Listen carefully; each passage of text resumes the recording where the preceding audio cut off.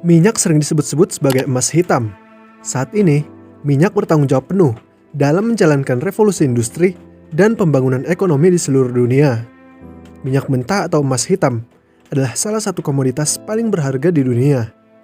Perubahan harga komoditas ini bisa berpengaruh pada sistem perekonomian di sebuah negara atau bahkan dunia. Mulai dari pengeluaran belanja rumah tangga atau keluarga, hingga pendapatan perusahaan-perusahaan kecil, menengah, dan besar. Jadi, mengontrol atau mengawasi harga minyak bisa menjadi suatu hal yang sangat krusial. Sama krusialnya seperti menjaga diplomasi dan militer suatu negara. Tapi, sebenarnya siapa yang mengontrol harga minyak dunia? Sebelumnya kita perlu tahu bahwa ada 3 negara yang paling banyak memproduksi minyak, yaitu Amerika Serikat, Arab Saudi, dan Rusia. Di tahun 2018, Amerika Serikat bisa menghasilkan 17,8 barel per hari. Arab Saudi menghasilkan 12,4 juta barel per hari, dan Rusia sebesar 11,4 juta barel per hari. Namun saat ini, Arab Saudi masih bertahan menjadi negara terbesar yang mengekspor minyak. Harga minyak mentah di pasaran dunia didasarkan pada penawaran dan permintaan. Contohnya karena wabah corona menghentikan sebagian besar kegiatan ekonomi dan kegiatan warga. Permintaan minyak turun drastis, dan demikian juga harganya di pasar saham. Perusahaan-perusahaan memesan lebih sedikit bahan bakar minyak. Maskapai penerbangan menghentikan pembelian bahan bakar karena pesawat mereka tidak terbang. Konsumsi bahan bakar publik juga menciut karena banyak orang yang tinggal di rumah dan tidak menggunakan kendaraan mereka. Selain itu, harga minyak dunia sebenarnya sangat dipengaruhi oleh OPEC, yaitu organisasi yang beranggotakan negara-negara penghasil minyak dunia. Secara tidak langsung, kebijakan dan keputusan yang dilakukan oleh OPEC selalu mempengaruhi kebijakan dan keputusan negara-negara lain dan juga para pengusaha minyak dunia.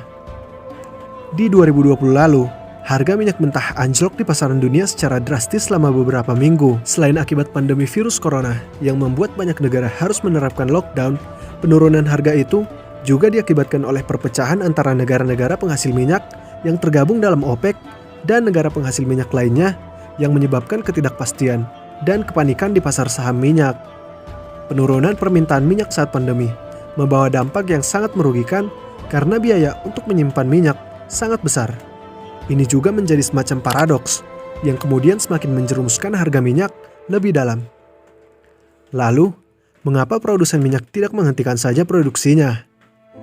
Karakteristik produksi minyak pada umumnya mengandalkan sumur-sumur bor yang terus mengalirkan minyak sampai sumbernya kering. Secara teknis, sulit untuk menghentikan produksi sumur minyak, terutama karena menyangkut hidrolik yang digunakan. Jika aktivitas penambangan dihentikan, kemungkinan tekanan akan menjadi terlalu rendah, sehingga minyak nantinya tidak bisa keluar lagi.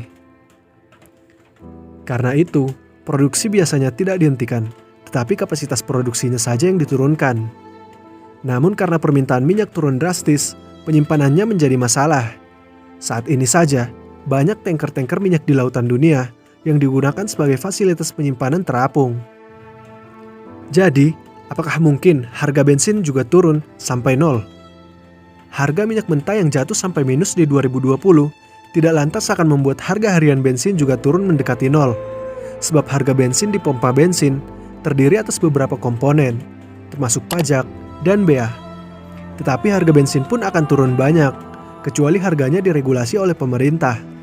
Di Jerman misalnya, harga 1 liter bensin pada awal tahun sekitar 1,4 euro, lalu turun menjadi 1,10 euro, sebesar 30%. Sekian pembahasan kita mengenai harga minyak.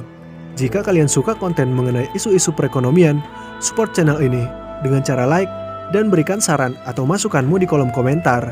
Dan tentunya, jangan lupa subscribe